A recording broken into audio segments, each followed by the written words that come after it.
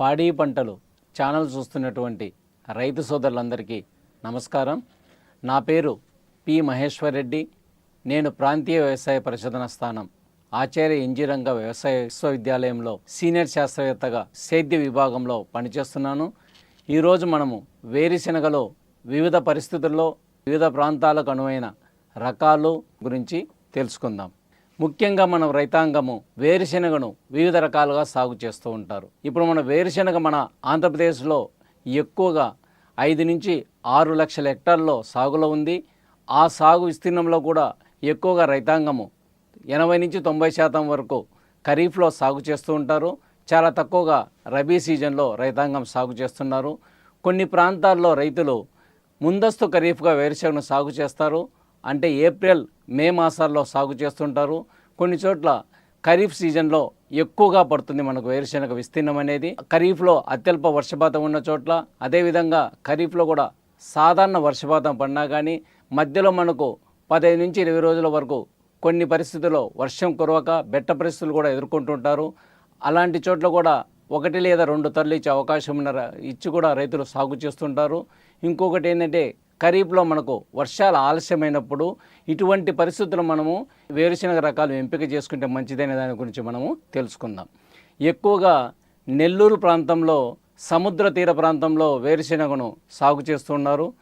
అక్కడ కూడా రైతులు ముందస్తు ఖరీఫ్గా సాగు చేస్తున్నారు. చిత్తూరు జిల్లాలో కూడా కాళహస్తి ఏరియాలో కూడా ఈ విధంగా సాగు చేస్తుంటారు. ఈ ప్రాంతంలో ఎక్కువగా రైతులు ట్యాగ్ 24 అనే రకాన్ని సాగు చేస్తూ ఉంటారు.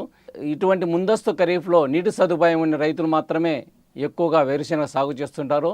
అలాంటి చోట్ల కూడా మనకు ట్యాగ్ 24 రకం కానీ ఈ మధ్య ప్రాంతీయ వ్యవసాయ పరిశోధన స్థానం తిరుపతి నుంచి విడుదలైనటువంటి విశిష్ట రకాన్ని కూడా సాగు చేసుకోవచ్చు.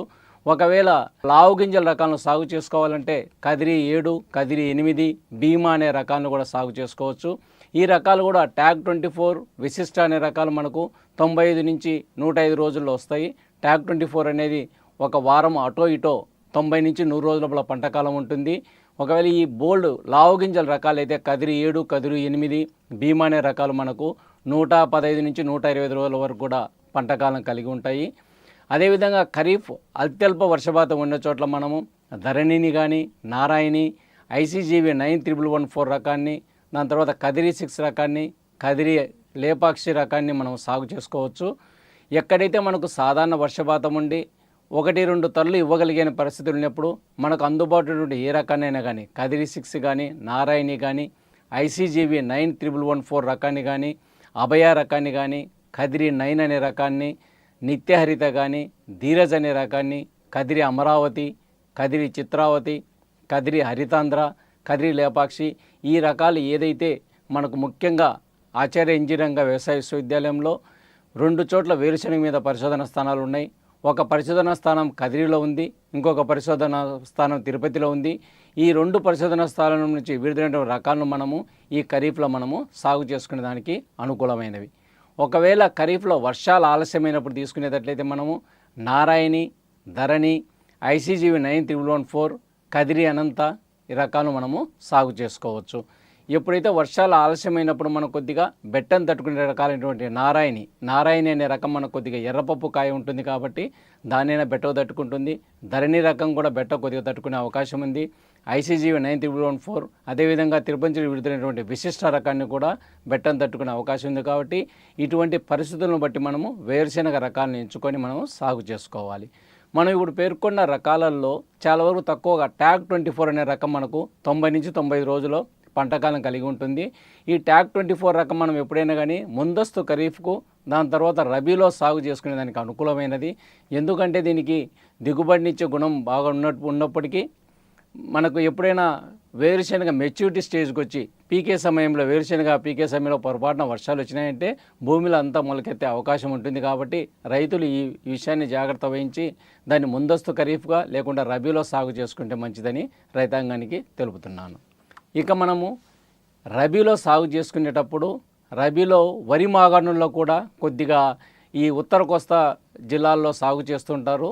వరి మాగాణులో సాగు చేస్తున్నప్పుడు మనము కదిరి 6 కానీ, నారాయణి, ధరణి, ధీరజ్, ట్యాగ్ 24, రోహిణి, గ్రీష్మ రకాలు మనం సాగు చేసుకోవచ్చు.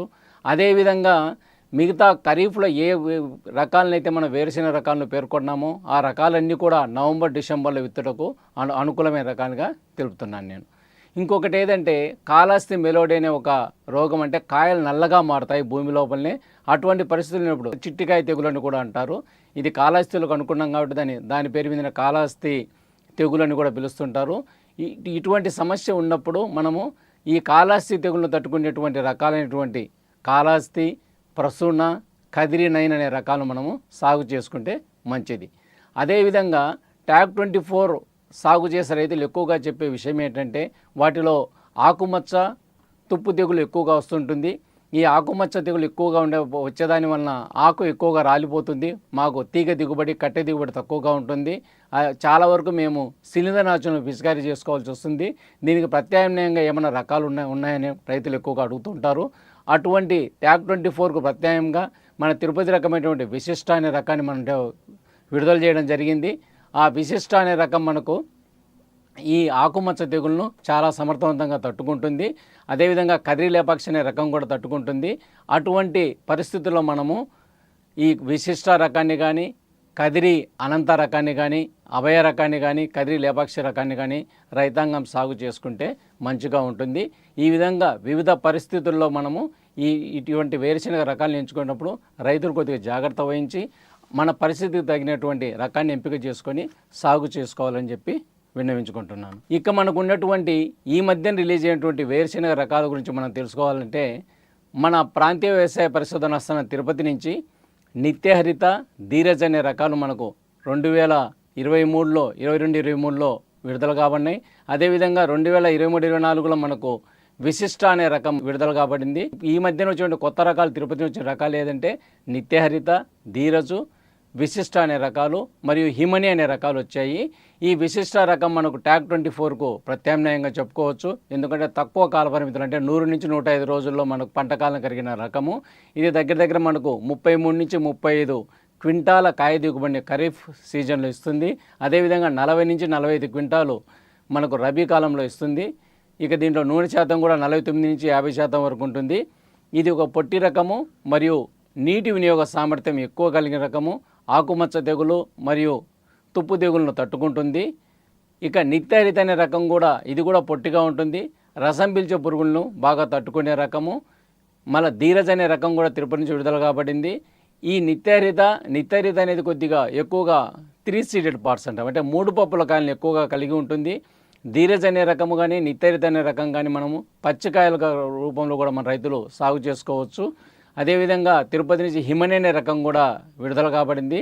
ఇది అధిక నీటి వినియోగ సామర్థ్యం కలిగి దీని పప్పు వచ్చి ఆకర్షణీయమైన లేత గులాబీ రంగు గింజలు కలిగి ఉంటుంది. కాబట్టి ఎవరైనా కొద్దిగా దిగుబడి అధికంగా వచ్చినప్పటికీ మనకు విత్తనం రంగు మారుతున్న సమస్య నిదానాలకి దీనికి లేత గులాబీ రంగు ఉంటుంది. కాబట్టి హిమని అనే రకాన్ని కూడా మనం సాగు చేసుకోవచ్చు.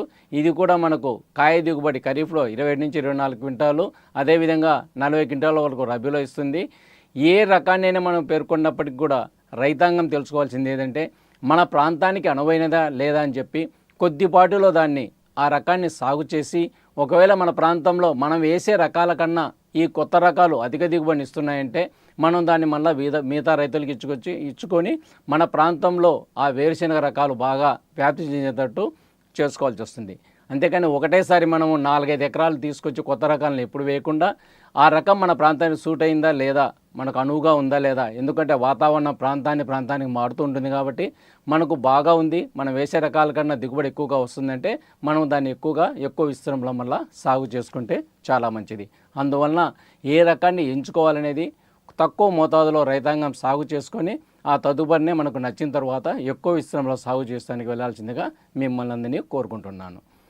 ఇక్కడ చూస్తున్నటువంటి ఫోటోలలో మీరు హిమని, నిత్యహరిత, ధరణి రకం అనేది 2012లో విడుదల కాబడింది. అదేవిధంగా విశిష్ట అనేది 2023-24లో విడుదల కాబడిన లేటెస్ట్ రకం తిరుపతి ప్రాంతీయ వ్యవసాయ పరిశోధన నుంచి. ఈ 4 రకాలు కూడా ప్రాంతీయ వ్యవసాయ పరిశోధన స్థానం తిరుపతి నుంచి విడుదల కాబడిన రకాలు. నాకు ఈ అవకాశం కల్పించినటువంటి పాడి పంటలు ఛానల్ వారికి హృదయపూర్వకంగా ధన్యవాదాలు తెలుపుతున్నాను.